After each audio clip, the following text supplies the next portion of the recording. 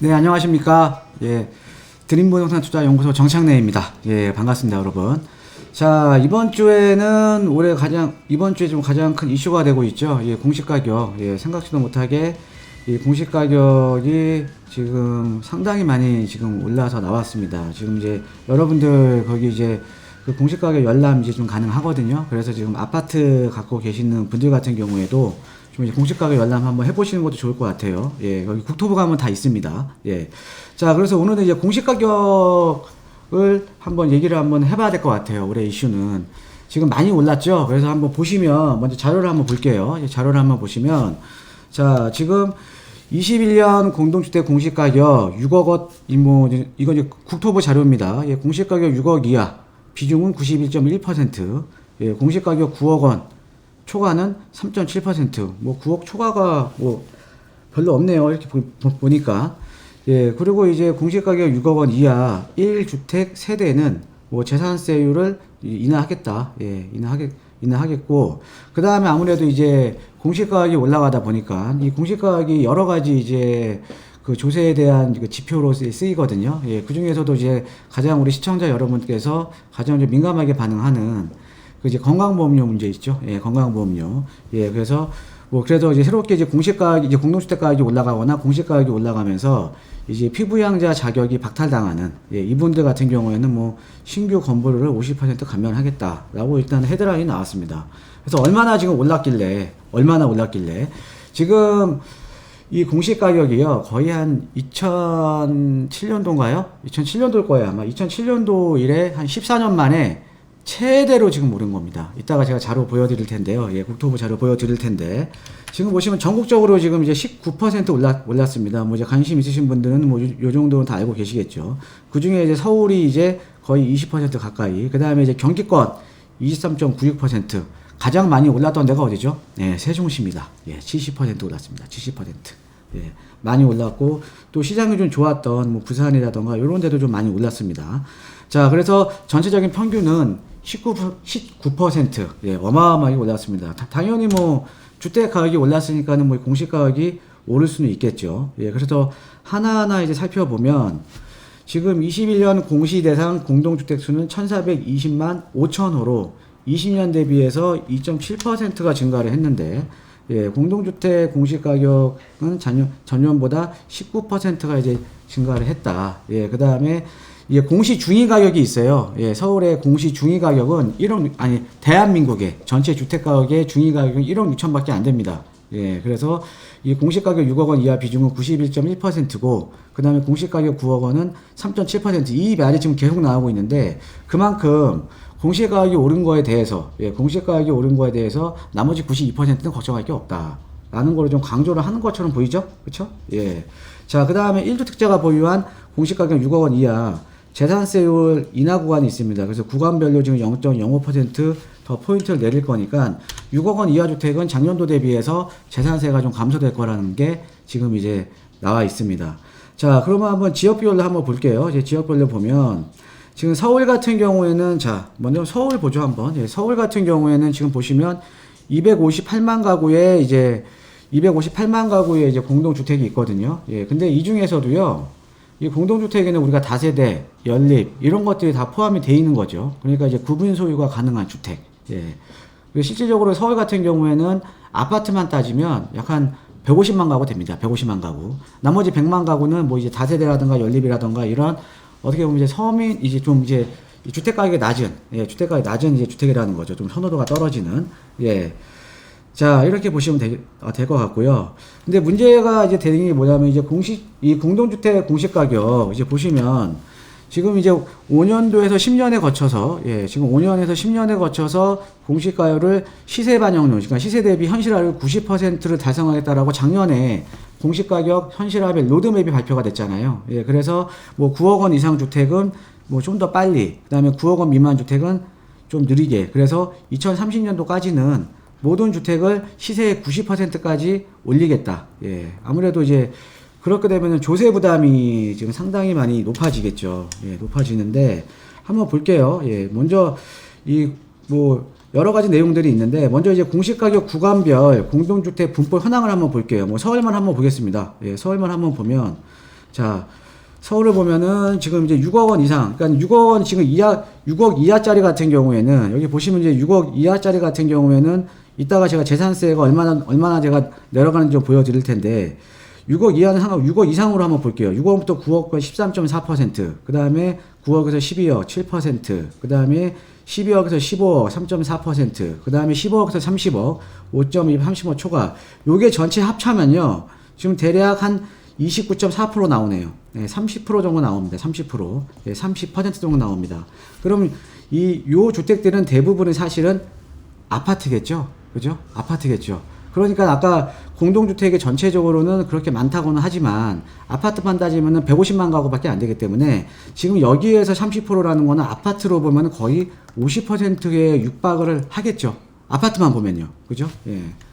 자, 그래서 지금 보면은 이제 공시가격 이제 변동률을 한번 볼게요. 예, 공시가격 변동률을 보면 우리가 이제 2008년도 이제 리먼 사태 이전에 2007년도에 22.7% 가장 높았습니다. 그래서 지금 최근에 21년도 보면 19%까지 왔죠. 예, 그러니까는 14년 만에 예, 공동주택 가격에 이 공시 가격이 상당히 많이 높아진 겁니다. 그리고 앞으로도 지금 이제 이 공시 가격뿐만 아니라 지금 이제 그 조정률도 지금 많이 높아지는 거죠. 예, 조정률도 많이. 그러니까 공정 시장 가격 비율도 이렇게 높아지는. 그래서 이제 100%잖아요. 좀 있으면. 예, 그렇게 이제 보시면 될 것 같고요. 자, 그래서 뭐 지금 뭐 나오는 내용으로는 뭐 보유세 6억 원 이하짜리 같은 경우가 나왔는데 6억 원은 원래 기준 0.1% 뭐 이제 가세 표준에 따라 틀립니다. 가세 표준에 따라 틀린데 0.1%는 0.05%로 이제 특례세율 적용할 것 같고, 특례세율 적용하겠다. 그 다음에 또 뭐 3억 원에서 3억 6천, 그 다음에 이제 공시가 뭐 6억 정도는 뭐 초과분의 0.35% 좀 더 낮추는 거죠. 그래서 이렇게 해서 6억 이하짜리는 이제 재산세가 많이 좀 완화가 될 거라는 내용입니다. 자, 그런데 실질적으로 보면 아까 제가 말씀드렸듯이 서울 지역의 대부분의 그 아파트 같은 경우에 거의 한 50% 이상이, 그러니까 세부담이 많이 높아졌다라는 거죠. 예, 세부담이 많이 높아졌습니다. 예, 그래서 일단은 이제 어찌됐든 지금 공시가격이 높아질 거라는 거는 사실은 여러분들 다 인지를 하고 계시는 거잖아요. 예, 인지를 하고 계셨고, 그러면 이제 공시가격이 높아지면서 여러 가지 지금 얘기가 나오고 있습니다. 지금 뭐 앞으로 이제 이 보유세의 부담을 느낀 이제 물건들이 많이 시장에 출하가 될 거다라는 내용들도 지금 많이 나오고 있고요. 또 그렇지 않다라는 반론도 있고요. 그래서 이렇게 공시가격이 이렇게 상승을 하면서 지금 이제 제가 한번 정리를 한번 해봤어요. 예, 공시가격 상승을 하면 과연 어떻게 될 것인가를 한번 제가 정리를 해봤습니다. 그래서 하나하나 놓고 한번 살펴볼게요. 예, 살펴보고 예, 한번 가도록 하겠습니다. 자, 일단은 이제 공시가격이 이제 가격이 지금 상당히 많이 올랐기 때문에 일단은 이 조세가 그러니까 이 세금 부담이 높아지다 보니까 이 세금 부담은 사실 항상 약자한테 좀 전가가 되는 경향이 상당히 많습니다. 약자들한테 그러니까 세금이 약자들한테 전가가 된다라는 거죠. 자, 예를 들어서 지금 이제 보시면은 이 다주택자들 입장에서는 아무래도 이제 보유세에 대한 부담이 상당히 높겠죠. 예, 특히나 이 공시가격이 높은 지역을 중심으로 해서 보유세에 대한 부담이 더 높을 거 아닙니까? 자, 그러면 사실은 이분들 같은 경우에는 그 뭐 임대를 통해서 특히나 뭐 이제 전세를 월세로 돌리거나 이런 월세를 통해서 그거를 이제 정가를 시키려고 노력을 하겠죠. 예, 그렇게 되면 당연히 임대 시장이 좀 불안해질 수밖에 없는 겁니다. 자, 그래서 지금 그래서 전세에서 월세로의 전환은 가속화 될 거고요.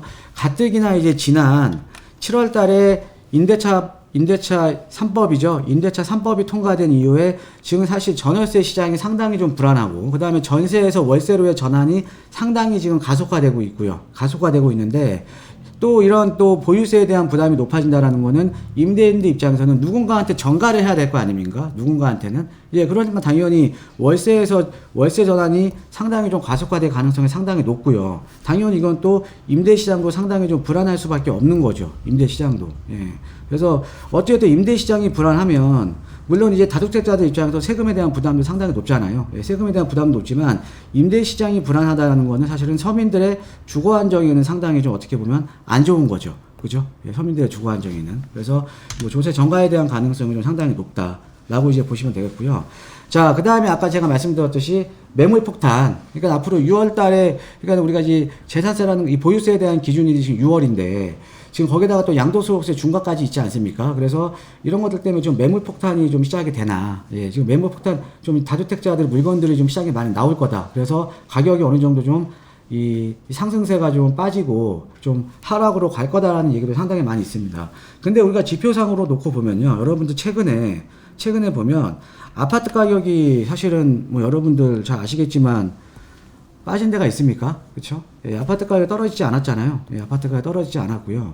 자, 그 다음에 지금 6월 1일이 지금 기준이기 때문에 사실은 이런 물건들이 나오려면 지금 3월 이전부터 급매물들이 시장에 많이 출하가 돼야 되거든요. 보통 우리가 거래하고 그러니까 그 이제 보유세라든가 양도소득세를 피하려면 어느 정도 시간적인 여유가 있어야 될 거 아닙니까? 그러면 사실 3월 이전, 2월 달부터는 그런 급매물들이 상당히 많이 늘어나야 된다는 거죠.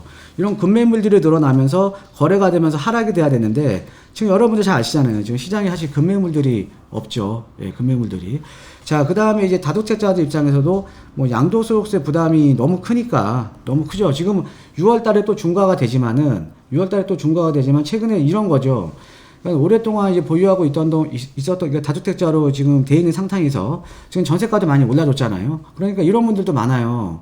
그러니까는 지금 매도를 하게 되면 되려 양도세 부담하고 내가 전세 가격도 어느 정도 일정 부분 안 해야 되는 거. 그러니까 전세 가격 빼주면 남는 게 하나도 없는 거. 이런 분들도 상당히 많이 있거든요. 왜? 전세가가 많이 올라버렸잖아요. 전세가가. 그러니까 이러다 보니까는 팔고 싶어도 팔지 못하시는 분들이 상당히 많이 있습니다. 그래서 이런 양도소득세 따른 양도세 부담에 따른 매도세도 사실은 크지는 않은 것 같아요. 예, 그러니까 지금 현재 시장을 봤을 때 급매물들이 출하가 되려면 원래 저번 달 2월 달부터 급매물들이 출하가 되면서 아파트가 빠졌어야 되는데 특히나 이제 이 조세 부담이 높은, 그러니까 보유세 부담이 높거나 양도 차익이 큰 지역들, 예, 이런 지역들, 그러니까 최근에 선호도가 높은 지역들 같은 경우가 물건들이 좀 쏟아져 나오면서 좀 좀 가격이 좀 빠졌어야 되는데 사실은 여러분들 잘 아시다시피 그런 움직임은 없다라는 거죠. 예, 그런 움직임은 없습니다. 그래서 매물 폭탄이, 뭐, 물론 이제 일정 부분 지금 다주택자분 매도하실 분들이 있겠죠. 예, 매도하실 분은 있는데 이렇게 전체적인 추세가 반전이 되는, 예, 그런 움직임은 지금 시장에 전혀 보이지가 않습니다. 예, 전혀 보이지가 않고요. 예, 그 다음 장 한번 보면, 자, 이렇게 보면 이제 상급지의 물건 잠김 현상이 좀 심화될 것 같아요. 예, 상대적으로 우리가 뭐 사실 어떻게 보면 서울 같은 지역도 마찬가지고 수도권 지역도 마찬가지고 이 서열화가 돼 있잖아요. 예, 서열화가 돼 있죠. 예, 근데 서열화가 돼 있는데 이 상급지 물건의 잠김 현상이 상당히 좀 심화될 것 같습니다. 그걸 설명을 해드리면 특히나 지금 이 1주택자 같은 경우에는 이제 종부세 세액공제가 있잖아요. 그러니까 우리가 1주택자 같은 경우는 장기보유 특별공제도 있듯이 또 종부세에 대한 세액공제가 있거든요. 이게 이제 연령대에 따른 뭐 이제 60세 이상이죠. 60세 이상. 예. 60세 이상. 자, 그 다음에 그 연령대에 따른 아니면은 또 하나는 플러스 뭐예요? 예. 그 다음에 보유 기간에 따른. 그죠? 예. 보유 기간에 따른 이제 세액공제가 있다라는 거죠. 1주택자한테는요. 예. 그러니까 지금 좋은 지역에 1주택을 갖고 계시는 분들, 특히나 좀 뭐 연세가 있으시거나, 아니면 연세도 있으시고 오랫동안 보유했던 분들, 아니면 연세는 안 되셔도 나이에 따른 세액공제는 못 받아도 오랫동안 보유하셨던 분들, 이런 분들 같은 경우 세액공제가 가능하잖아요. 예, 그러니까는 종부세에 대한 부담은 상대적으로 덜하다는 거죠. 근데 이 종부세에 대한 부담이 높은 지역이 어디예요? 예, 공시가격이 비싼 데죠. 예, 공시가격 비싼데, 그죠? 그러니까는 이게 상대적으로 1주택자 입장에서는 크게 다가오는 지역이 어떤 지역입니까? 예, 공시가격 비싼데, 예, 공시가격 비싼 데가 어디예요? 상급지죠. 상급지. 예, 그러니까는 이런 물건들은 시장에 사실은 나오겠습니까? 이런 물건들이. 만약에 이분들이 이걸 매도하시고 다른 지역으로 이제 가려고 하더라도 지금 대출 규제가 있기 때문에 이 물건을 팔고 뭐 더 좋은 지역이나 비슷한 지역으로 가기는 좀 어렵잖아요. 그죠? 예. 뭐 취득세 부담도 있고요. 그 다음에 뭐 대출 규제가 있으니까 더 좋은 지역 가려면 대출 받아야 되는데 대출 안 나오잖아요. 좋은 지역들은 15억 이상 대출 안 나오니까. 그러니까는 이 대출 규제도 있기 때문에 지역 간 이동이 이제 불가능해지기 때문에 1주택자가는 이 종부세에 대한 부담이 높은 선호도가 높은 지역에 특히나 아까 말씀드린 상급지 같은 지역은 물건 잠김 현상이 상당히 심화될 가능성이 높다라는 거죠. 즉 양극화 시장이죠. 예, 양극화 시장. 예, 그렇게 보시면 될 것 같고요. 자, 그러면 이 공시가 그러면 6억 이상은 지금 아까 보셨듯이 6억 이하와 6억 이상으로 나눠서 6억 이하는 좀 세부담이 낮아졌고 6억 이상은 세부담이 지금 높아지고 있는 거잖아요. 거기다가 지금 공시가격은 이제 연도마다 계속 지금 현실화가 될 거고 그래서 2030년도까지 빠르면 27년도부터는 공시가격 현실화가 90%에 달할 건데 그러면 이제 6억 이상의 주택 같은 경우는 상당히 세부담이 높아지는 거 아닙니까? 자, 그러면 주거 사다리죠. 예, 주거 사다리. 예. 주거 사다리, 그러니까 우리가 보통 뭐 하급지에서 중급지, 그다음에 중급지에서 상급지로 이동하는 이런 식으로 우리가 이제 부동산 투자를 많이 했다라고 하면 사실은 여기서 여기 넘어오기가 보유세에 대한 부담도 같이 높아지는 거잖아요. 보유세에 대한 부담도. 그러니까는 주거 사다리가 이 주거 사다리, 그러니까는 뭐 조금 안 좋은 지역에서 약간 좋은 지역으로 이동할 수 있는 이런 기회가 점점 줄어드는 거죠. 예, 그러니까 어떻게 보면은 뭐 이렇게 되면서 사실은 이 세부담이 높아진다라는 건 서민들한테도 사실은 아주 좋은 건 아닙니다. 예, 이러면서 이제 더욱더 아까 제가 말씀드렸듯이 양극화는 더욱더 심화가 되겠죠. 양극화는. 물론 이제 뭐 이제 다주택자에 대한 뭐 증발적 과세, 예, 그래서 뭐 다주택자들은 보유세 부담이 높아야 된다. 저도 뭐 일정 부분은 좀 이렇게 저도 뭐 동의를 하는 얘기긴 한데요. 그런데 너무 이렇게 세부담이 높아져 버리면요. 시장에 물건들이 안 나옵니다. 아까 제가 말씀드렸듯이. 예. 시장에 우리가 사실은 서울 같은 지역 같은 경우는 주택을 공급할 토지가 없잖아요. 예, 주택을 공급할 토지가 없는데 그러면 이제 기존 재고주택 시장에서 물량들이 계속 나와야 된다라는 거죠. 물량들이 기존 재고주택에 물량들이 나와주면 그만큼 물량들이 나오는 것만큼 신규 주택을 공급하는 거 아닙니까? 그런데 기존에 지금 재고주택 시장에서 너무 이제 세금에 대한 부담이 높으니까 물량들이 안 나오는 거죠. 자, 그리고 여러분들 또 이제 다주택자들이 그러니까 여러분들이 한번 이걸 한번 생각해 보세요. 지금 서울의 자가 보유율, 예, 자가 보유율, 지금 뭐 공시가격이랑은 조금 이제 거리는 먼데요. 서울의 좀 자가 보유율 같은 경우가 2017년 기준으로 이거는 42.7%가 돼요.